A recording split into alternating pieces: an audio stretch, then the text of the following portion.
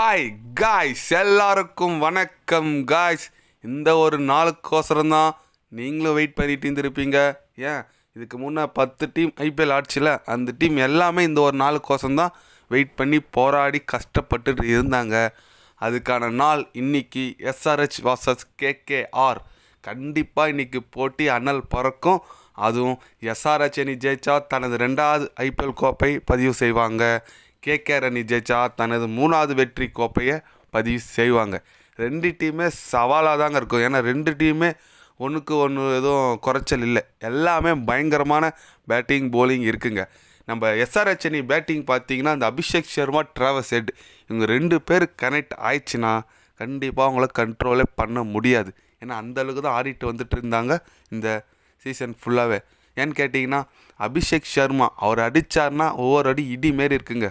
Power பிளேயில் 20 பாலுக்கு 50, 25 பாலுக்கு 60 சொல்லிட்டு அடிச்சுட்டு போயிட்டே இருக்கார். டிராவஸ் ஹெட்டும் இந்த 2 மேட்ச் சரியாக ஆடல. அதனால் டிராவஸ் ஹெட்டும் இந்த மேட்ச் ஆடினார்னா கண்டிப்பாக அவங்களோட பேட்டிங் இன்னும் பயங்கரமாக இருக்கும். அடுத்தது போன மேட்ச் பார்த்துருப்பேன், கேலிசன் சரியான அடி அடித்தார். அப்புறம் நம்ம மாக்ரம் வேறு இறக்கி விட்ருக்காங்க. அவர் இப்படின்னு சொல்லிட்டு பேட்டிங் ஒரு அளவுக்கு நல்லா இருக்குங்க. திரிபாட்டி வேறு கடந்த 2 மேட்சும் சூப்பர் ஆடிட்டு வந்துட்டுருக்கார். அதனால் பேட்டிங் செமையாக இருக்குது.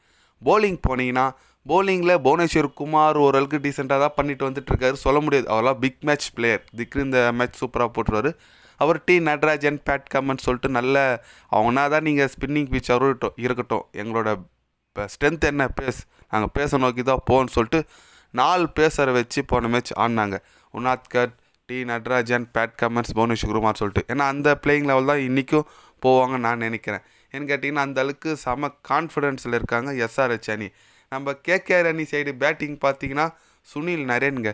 ஒரு கேகேஆர் அணி இந்த அளவுக்கு முன்னேறி இருக்கிறதுக்கு முக்கிய காரணமே நம்ம சுனில் நரேன் சொல்லலாம். பேட்டிங்கில் கலக்கிறாரு, போலிங்கில் கலக்கிறாரு, ஆல்ரவுண்டிங் பர்ஃபார்மன்ஸ் அவர் கொடுத்துட்ருக்காரு. இதுக்கு முன்னே சால்ட் இருந்தார். சால்ட்டு பார்த்திங்கன்னா ஒரு நேஷ்னல் டியூட்டி பாகிஸ்தான் எதிர்க்க ஒரு T20 சீரீஸ் விளையாடிட்டு இருக்காங்க. நேற்று கூட விளையாடினாங்க. அதுக்கோசரம் அவர் சால்ட் போயிட்டார். அதை தொடர்ந்து குர்பாஸ் தான் சுனில் நரேன் கூட ஓப்பனிங் இறங்கிட்டு வந்துட்டுருக்காரு. ஆனால் சுனில் நரேன் சொல்லி அவனும் சூப்பராக பர்ஃபார்மன்ஸ் பண்ணுறாரு.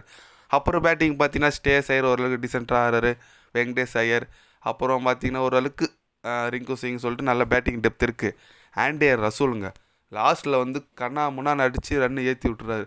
நான் தான் நீ ஒரு 140, 150 அடிச்சிருந்தா கூட லாஸ்ட் ஒரு 3-4 ஓவர் வந்து ஒரு 200 ரன் ஆக்கி விட்டுறாரு நம்ம சுனில் நரேன். அந்தளவுக்கு பயங்கரமான நம்ம சுனில் நரேன் பேட்டிங் இருக்குது. போலிங்கும் அதேமாரி தாங்க, ஆல்ரவுண்டராக போகிறாரு நம்ம சுனில் நரேன். வருண் சக்கரவர்த்தி பயங்கர ஃபார்மில் இருக்கார். 20 விக்கெட் எடுத்திருக்காரு இந்த ஐபிஎல்லில். அதனால் பயங்கரமாக டச்சில் இருக்கார் அவர். சுனில் நரேனு, ஆண்டே ரசூல், ஸ்டாக் சொல்லி ஆகணும். லாஸ்ட் மேட்ச் கம்பேக் கொடுத்துருக்காரு. அவரோட போலிங் கண்டிப்பாக பார்க்க வேண்டியதாக இருக்கும். அப்படி இப்படின்னு சொல்லிட்டு நல்லா தாங்க இருக்குது நம்ம கேகேஆர் அணி போலிங்கும் சரி. இன்றைக்கி வெயிட் பண்ணி பார்க்கலாம் எந்த டீமு எந்த மாதிரி பர்ஃபார்மன்ஸ் பண்ணுறதுன்னு சொல்லிட்டு. ஆனால் இன்றைக்கி மேக்ஸிமம் எஸ்ஆர்ஹெச் தான் வின் பண்ணுறதுக்கு நிறைய சான்சஸ் இருக்குதுன்னு சொல்லிட்டு நிறைய பேர் கணிச்சிட்டு வந்துட்டுருக்காங்க.